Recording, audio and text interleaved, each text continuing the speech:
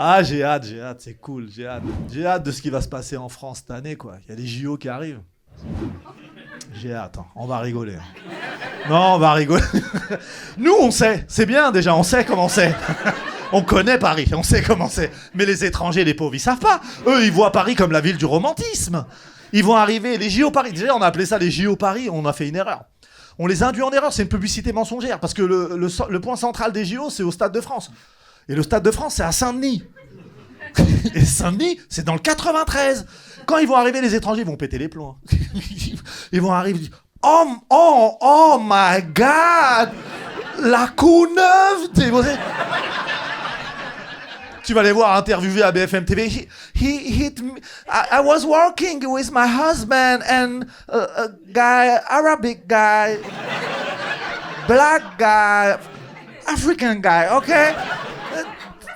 He comes, he hit me, and he smiled, ha ha ha ha, he rigolait, and he say, 9-3, and he run.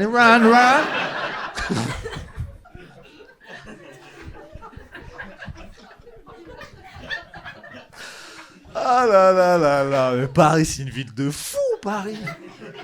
Vous avez pas vu là, il y a une semaine, je vous jure, j'invente rien. Un mec à Gare de Lyon. Vous l'avez pas vu ça? S'est mis tout nu, il a chié. Déjà ça, c'est un truc de ouf. Mais il a dit, attends, j'ai pas fini. Et après, il prenait son caca et sur les gens. On fait pas ça à Gare de Lyon. Non mais déjà, le mec, ça veut dire qu'il a prévu son repas en fonction de l'horaire auquel il allait chier. Tu vois ce que je veux dire? Non mais c'est un truc de ouf. Imagine-toi dans la peau d'un mec qui va au boulot, t'es là. Ouais, qui m'a acheté une merde, mais c'est un truc de ouf.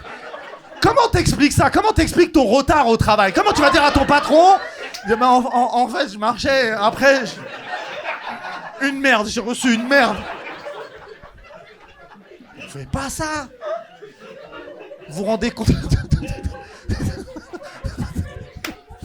Il visait bien, ça aurait été... Le mec, il a fait ça, clac.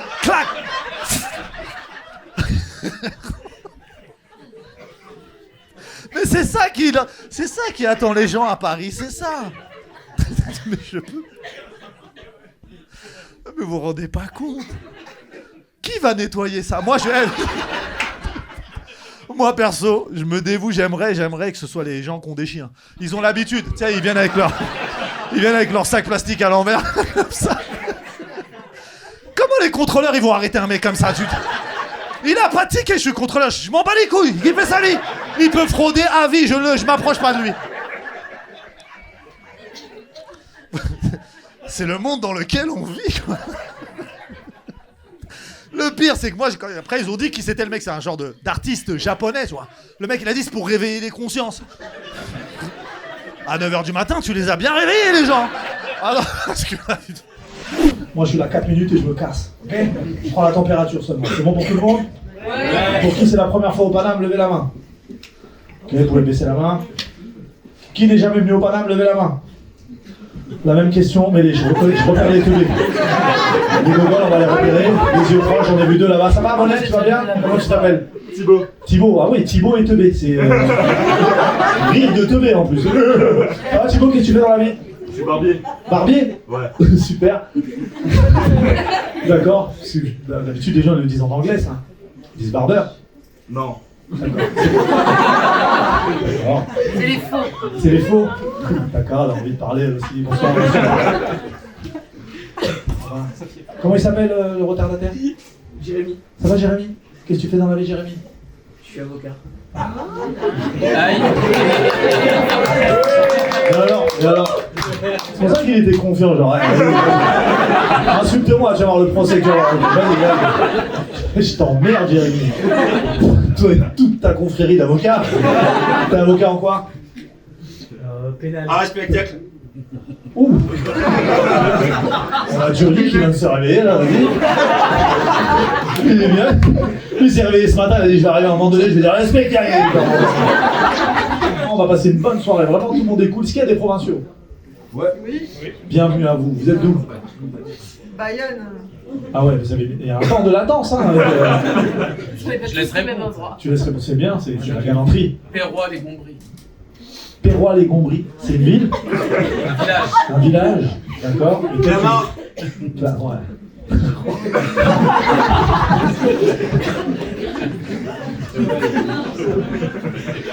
Ah ouais, donc toi, ton truc, c'est de balancer un mot comme ça. Toi, tu joues à pyramide dans ta tête, c'est vraiment Clamart en deux. Ville. Comment tu t'appelles? Mais par contre, j'ai pas un sweat orange, sinon c'est pareil, tu vois.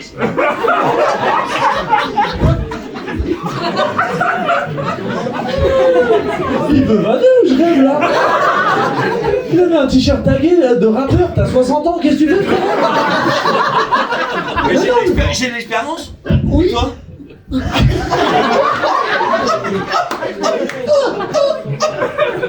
Oh, j'aime bien, toi je t'aime bien. T'es venu avec lui?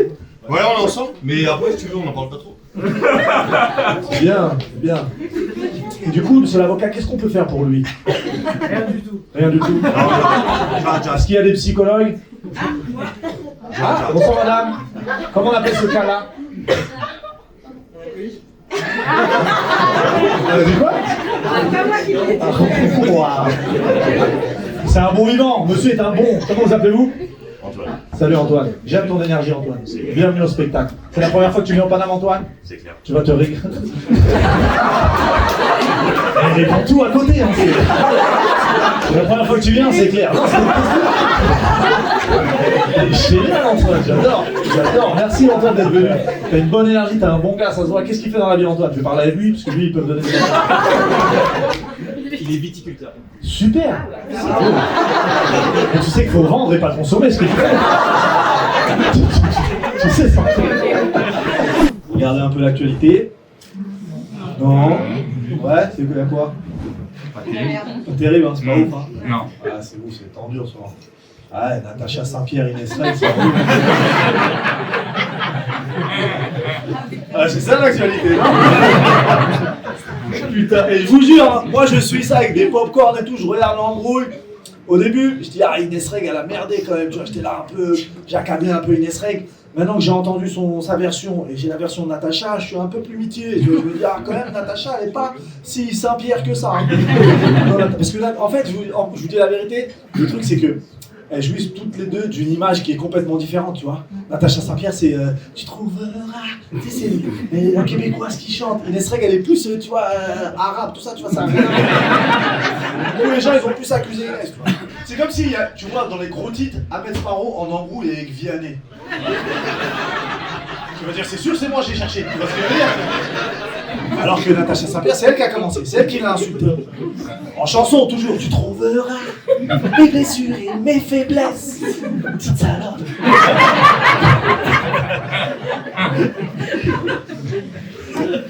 Ah ouais, pas cool, Natacha Saint-Pierre. Ah, je te jure. Moi, ça me fait rire, en vrai. Ça me fait rire, mais j'aime pas. On s'acharne sur des artistes comme ça, sur les réseaux et tout, je trouve ça pas cool, tu vois. C'est le bashing qu'elles ont, c'est pas cool, tu vois. Laissez-les régler leurs problèmes entre elles, tu vois. Natacha Saint-Pierre, elle a posé une main courante. Voilà, elle a porté plainte, elle a posé une main courante parce qu'elle a dit qu'elle s'est sentie menacée. Par l'entourage d'Inès Reg. Et moi, l'entourage d'Inès Reg, je le connais. C'est Kevin, son mec. À part lui jeter des paillettes, il va rien faire à Natacha Saint-Pierre. Vous aussi, vous êtes dégoûté de ce qui se passe dans notre pays? Moi, j'étais à Marseille, j'ai pris le train, je suis arrivé aujourd'hui, je pensais que j'étais encore à Marseille. Il y a des ordures partout, c'est le bordel. Je te jure, laisse tomber, il y a des rats, les rats ils sont sortis. Déjà qu'on avait beaucoup de rats à Paris, mais là, avec tout ce qui se passe, là, les rats ils sont en roue libre. Ah, l'autre fois, je voulais prendre une trottinette, là, et elle était réservée, il y avait un rat dessus. Il m'a dit, désolé frérot, hein, c'est occupé. Hein. Je te jure. Non, c'est chaud là. La réforme des retraites, ça nous casse un peu les couilles quand même, non? Moi, je suis contre, hein, je vous le dis. Hein. Ils veulent faire travailler les gens jusqu'à 64 ans. J'ai du mal à travailler jusqu'à 18h. À un moment donné, on va pas s'entendre.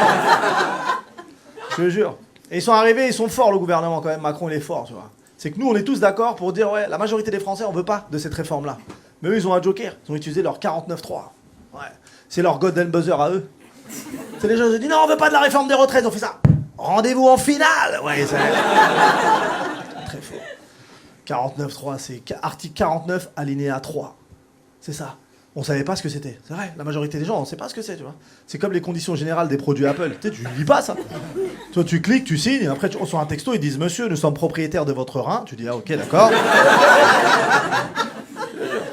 Tu sais, ils font ça, c'est vraiment antidémocratique, tu vois ce que je veux dire? C'est antidémocratique. Parce que nous, on peut pas l'appliquer dans la vie, ça, tu vois. On peut pas utiliser un 49.3, nous. Tu vois. Moi, je me fais recaler d'un entretien d'embauche, je peux pas dire On se voit lundi matin. Je peux pas faire ça. Tu vois. Macron, il est très fort, il a réussi à mettre d'accord Mélenchon et Le Pen. C'est très très fort. Je crois qu'il peut régler le problème Boubacaris, vraiment. Vraiment. Hein. On devrait avoir une loi pour nous, le peuple, qu'on appellerait le 69.3. Tu me niques, je te nique. Voilà, c'est comme ça. Tu sais, j'ai un ami, il est député. Je lui ai envoyé un message après que la motion de censure ne soit pas passée. Je lui ai dit alors, ça se passe comment du coup? Il m'a dit prends une palette et un briquet. Et il a mis des émojis flammes. J'ai dit ça y est, les députés c'est devenu des rappeurs, ça part en couille. Palette, briquet. Macron, on va te niquer. C'est vraiment n'importe quoi. Je jure, c'est le bordel. Ah ouais, là, ça repart en pénurie d'essence là. Ouais. Parce que nous les Français, on est un peu teubés quand même. C'est dès qu'on sent que c'est chaud, on va tous mettre le plein. C'est notre...